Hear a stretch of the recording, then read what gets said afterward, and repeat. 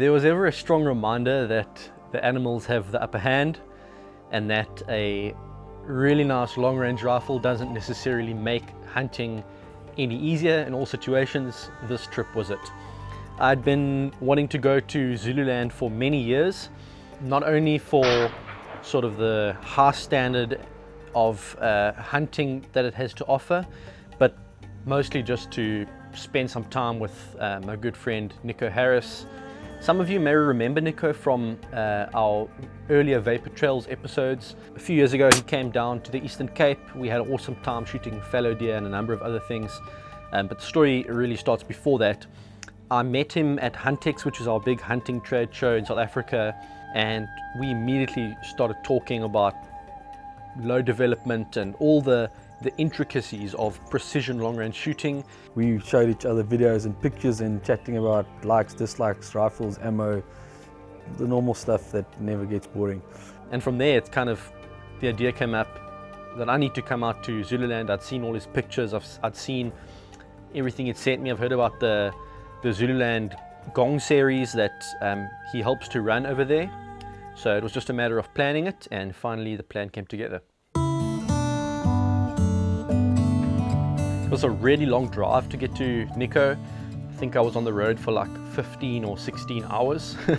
Horrible drive, but there was no time to relax when I got there. We only had a few days of hunting, so as soon as I got there, we unpacked my truck. We went upstairs to Nico's man cave. I spent some time admiring everything he had up there. I mean, obviously he's got all his reloading stuff up there, but also a lot of trophies. When I say trophies, I mean in more than one sense. He's got all the trophies of the various animals he shot on his farm and in other parts of the country, and then also trophies from competitions that he's won, including many local long-range competitions like the Zululand Gong series, the King of 1 Mile, you know, stuff that on paper shows that Nico is a serious shooter. He's not just some hunter who claims to have shot all these animals. He knows what he's doing. And it was very clear just being in his little man cave that that was the case. We hopped into Nico's truck eventually, packed all the rifles in, packed some gongs in, packed some targets in, and headed up to the hills where we planned to zero the rifles and to do some trajectory validation out at long range before the hunt the next day.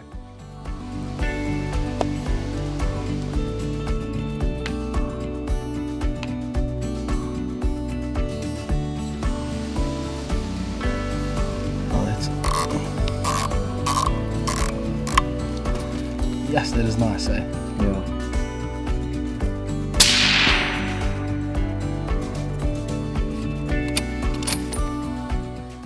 A lot of the advice I got when building my 300 WSM was actually from Nico, so it was nice for him to actually, for the first time, take a few shots with my rifle after helping so much with its build, and just seeing his reactions and seeing the smile on his face. It's a caliber that we both love, so we were able to share a little moment there in the plantation. That's perfect, eh?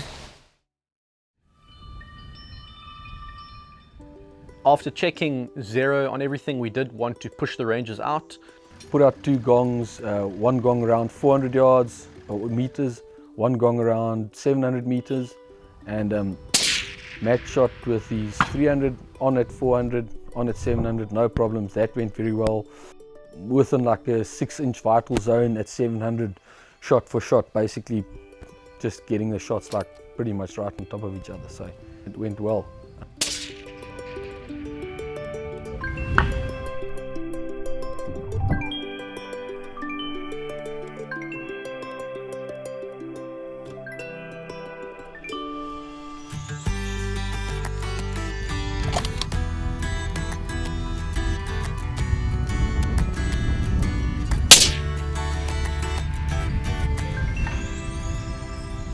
That's center, eh? Is it? If you want to see center, come and have a look at that, eh? That's good enough for me. I took out my 300 just for a bit of a comparison between the two. My rifle being on the heavier end of the spectrum, Matt's being a little bit lighter. We compared the two. My rifle was more of like an all-purpose rifle. It's a little bit lighter. It's heavy enough to be a great long range setup, but also light enough to walk around with a bit, whereas Nico's rifle is very much aimed purely towards long range shooting. It's heavier, shooting heavier bullets at a slightly slower speed, and it was cool to just compare both setups. Nico's rifle was probably better suited to the ranges we were shooting at on that day, but I could see he was happy with the way mine was shooting as well, which was awesome. So I felt confident going into the days to follow.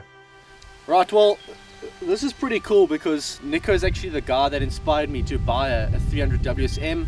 We did our vapor trail shoot a few years back, and I just saw what those rifles were doing at long range and the knockdown power, and you know, you're getting sort of performance very close to a 300 Win Mag with a lot less recoil. Obviously we're not going to actively try and take longer shots, but it's very likely that we're going to have to. Took our rifles out. This is 700 meters, so 765 yards. These are my 3 shots here. Then we took, I think Nico took that shot with my rifle, and then these are 2 shots with Nico's rifle. So I would say that's 100% spot on. If this was a kudu standing broadside, even the worst shot of these would have put it down pretty much on the spot. So really happy with that. And that was with a 8-9 mile an hour wind from the side over a valley. So super happy, and we're ready for this week.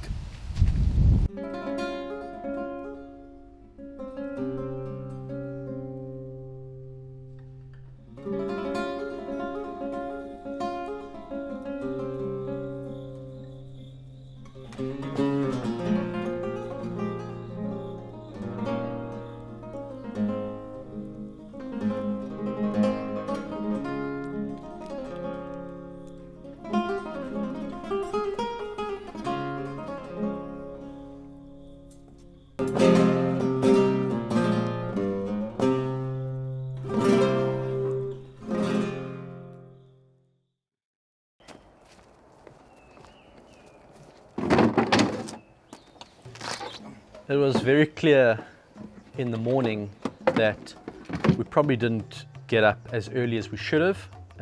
We got up at 5 o'clock, which in the middle of the normal hunting season in the winter in South Africa would have been early enough, but because the whole season had been pushed a bit later due to coronavirus lockdowns and stuff like that, it was actually very light when we got up already. This time of year the kudu are a little bit more difficult to hunt. They've moved off from the cows, and the big bulls are on their own, and some of the bulls from bachelor groups.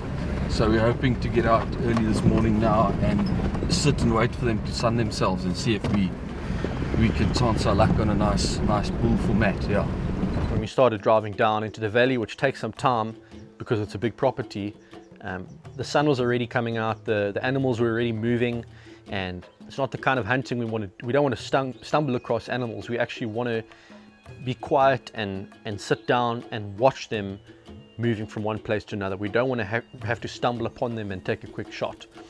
So I think maybe our strategy was a little bit off on day one, but nonetheless we did our best to make the most of it. It's nice to actually move towards a viewpoint where you've got a nice view of where you expect the animals may be, and to set up in a position where you can just sit, put your rifle down, check atmospheric conditions, take out binoculars and rangefinder, glass for movement. If you spot an animal that is potential to shoot, to actually look at its horn size, see, okay, how old is it? Is it what we're looking for? And to have time and to do things properly. Right, so we've spotted a kudu up there, and it's a nice opportunity for us to go take a chance on it. I've actually got the tripod out, the Sentinel tripod, because it's possible that we're going to have to take a pretty steep shot, and it's just not easy to do with a bipod or sitting down or something like that. So yeah, probably sitting with the tripod, but let's see. We may not get the opportunity, but it's worth a try. To me, Natal and the Eastern Cape are the 2 hunting areas that just offer the most. You know, you go out to some other provinces, it's very uniform, everything looks the same. There's one type of hunting that happens, and that's it. Where Eastern Cape and KZN offer, or Zululand specifically, offer the whole package: mountains, plains, diversity and species, I think, better than most of the other provinces. Natural forests, very thick, like woodland type stuff. Bushbuck and Impala hide in there. On the krantz is some klipspringer and obviously the baboons, and then up on the rolling flats we get the mountain reedbuck, common reedbuck, some blesbuck, some blue wildebeest. 1 minute you're down in the thornveld, it's really hot, there's barely any wind, and the next moment you're up on the plains and you can see the mist and the clouds rolling in, and it's about 4 or 5 degrees cooler than the place you were like half an hour before. I've always been a sucker for the spiral horned antelope, kudu, nyala, bushbuck, just probably 3 of my favorite antelope species to hunt. Really majestic, elusive, and yeah, just beautiful and tasty. Very tasty. We actually spotted a group pretty early. We parked off near the bottom of a valley and started walking up this old farm road up to the top of this hill, and started glassing around. Saw some movement, saw some kudu, watched them for a while, but none of them were shootable animals. There were some young bulls there and some cows, but nothing else. So we kind of aborted on that stalk and turned around, took the long trek back down to the vehicle and moved on to a different spot. Well, still looking for that kudu. It's getting hot very quickly. It's just a reminder of why you don't normally hunt this time of the year and onward in South Africa. It just gets too unbearably hot. It's probably nearing 9 o'clock now, but it feels like it's midday. The sun's really beating down. We've seen some decent animals. We saw some kudu earlier. We've seen some nyala walking around. We've just been going after a kudu now, and kind of driving around a bit and then walking up some hills. But yeah, unfortunately they're just getting away from us, but that's how hunting goes. Hopefully we can get on something a bit later and take a shot. We moved on to another spot that looked pretty promising, parked off, set up in a nice position, started glassing, and just everything seemed to happen at once. We heard commotion down below. We suddenly saw just loads of kudu, probably 15 kudu, just make their way up the other side of the valley. There were so many big bulls in that group that I actually couldn't even focus on one of them to look. I was looking through the scope, hit record on the scope cam, so you guys will see some pretty incredible footage of those kudu running up the hill. But it all happened so quickly and they didn't stop. I just didn't feel comfortable lobbing a bullet across a valley at a few hundred meters without having time to set up properly. I wanted a nice animal, but I didn't want to take it in a risky way or an unethical way. I wanted to do it properly. We packed up everything we needed. We started on a very long and difficult hike down the valley, slipping on rocks on the way down, cutting our legs open on thorns, having to kneel down almost to get the rifle underneath the bushes where it got thick, and then all the way up the other side of the valley, then down a valley, then up a valley. To be honest, it got to a point, and I didn't tell anyone this at the time, but it got to a point where I was so dreading having to recover a dead animal from that position and walk all the way back with all that meat that I actually didn't want to see the kudu. Well, after we spotted that big herd with all those nice bulls, we decided to go on foot through the valley, up the hill, and try and follow them. But easier said than done. It's really hot, which really doesn't help.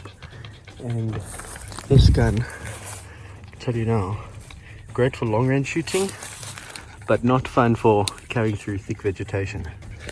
I've had to duck a few times and my shoulder hurts a bit from carrying it, but we'll press on, we'll try to get something, and I think it'll be worth it if we can, because there were some really nice bulls there. It's rare to see so many nice kudu in one group like that. As you may have guessed, all those beautiful kudu bulls just vanished into thin air, as they normally do. They were probably sitting in a thick bush just watching us, but they're so elusive, they disappeared. We weren't going to find them again. And to be honest, after that I felt a little bit disheartened, just knowing that we'd seen so many and not got an opportunity. It made me think, are we even going to get opportunities like this again? we decided to take a bit of a lunch break and reset. We headed down to the valley where Nico has a really beautiful lodge in the bushes and decided to have some lunch there.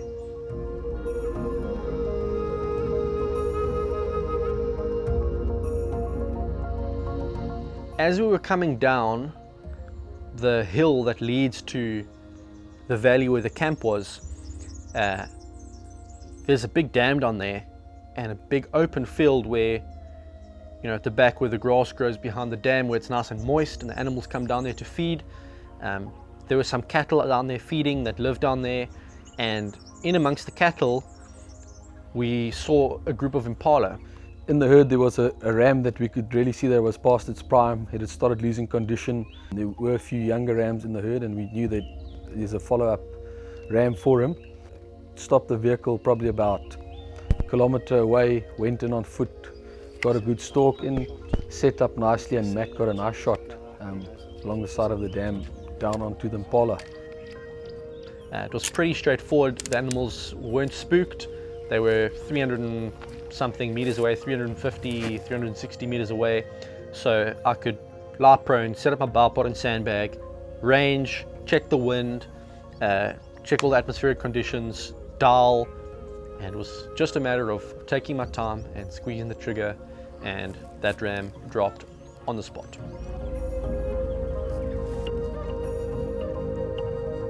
Ready there?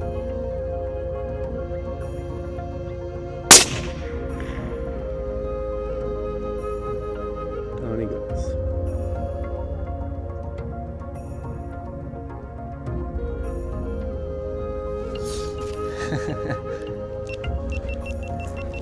Whew.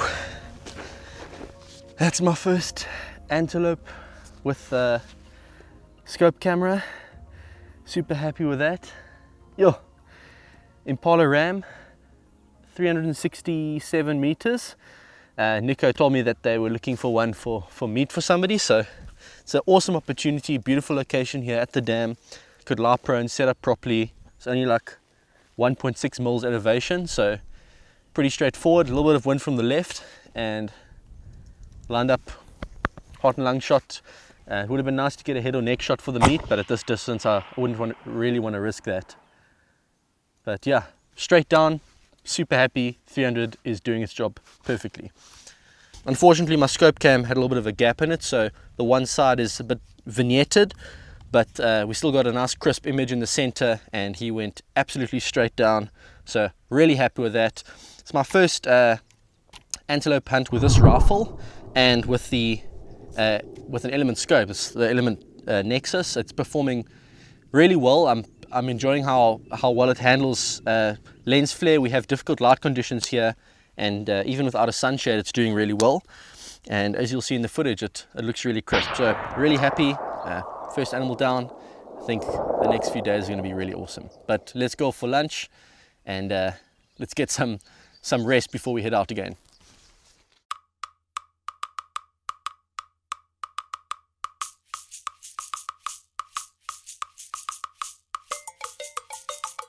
With the drama of the morning's events starting to get to us, we decided to head down to the camp for a lunch and a short respite from the sun.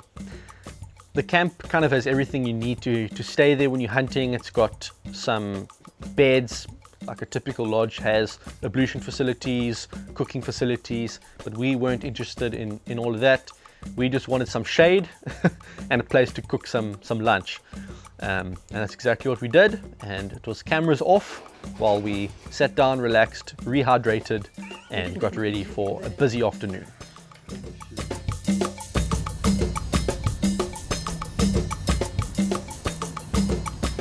We decided to switch things up a little bit for the afternoon.